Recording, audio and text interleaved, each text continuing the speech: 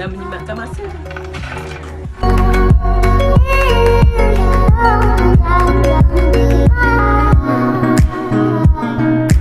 Okay, mari saya tunjukkan fungsi mesin ini.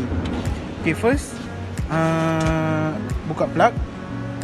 Yang ni untuk kawal kelajuan roller tu.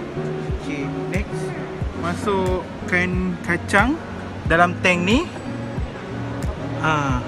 Okay, lepas tu dia akan keluar pergi ke roller. Okay, bahagian ni untuk dia kupas kulit tu, dan roller yang satu lagi ni untuk bawa kulit yang dari sini untuk keluar, untuk asingkan, tidak tercampur lah. Okay, lepas tu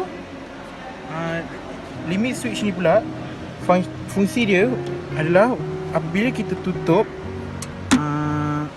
okay, mesin ni akan berjalan.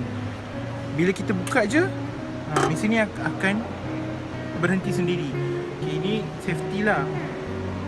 Okay, next bila dia kupas kacang ni makan masa 3 hingga 5 minit untuk dia kupas dalam ni.